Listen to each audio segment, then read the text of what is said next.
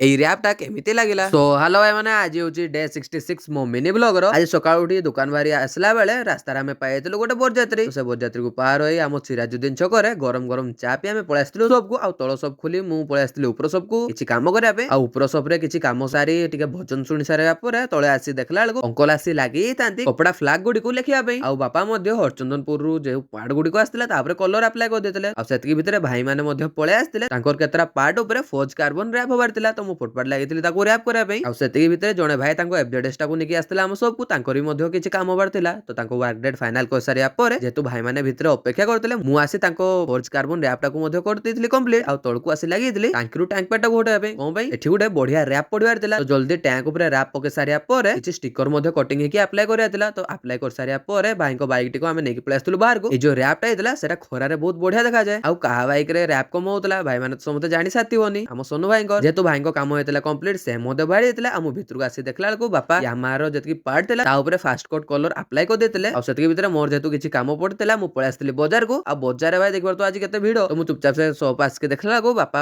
ୟାମାର ଯେତିକି ପାର୍ଟ ଥିଲା ତା ଉପରେ ଫାଇନାଲ କୋଟ କଲର ମଧ୍ୟ ଆପ୍ଲାଏ କରିଦେଇଥିଲେ। ତ ସେ ସବୁ ପାର୍ଟ ଗୁଡିକୁ ଶୁଖିବା ପାଇଁ ଛାଡି ଦେଇ ଆମେ ଘରକୁ ଆସିଲା ବେଳେ ରାସ୍ତାରେ ପାଇଥିଲୁ ଆଉ ଗୋଟେ ବରଯାତ୍ରୀ। ଭାଇ ଆମ କଲେଜରେ ଆଜି କେତେ ଭାଗ ରହୁଛି। ତ ଭାଇ ମାନେ ଆଜିକାର ବ୍ଲଗ ଟା ଆପଣମାନଙ୍କୁ କେମିତି ଲାଗିଲା ନିହାତି କମେଣ୍ଟ କରିକି ଜଣେଇବେ। ଜୟ ଜଗନ୍ନାଥ।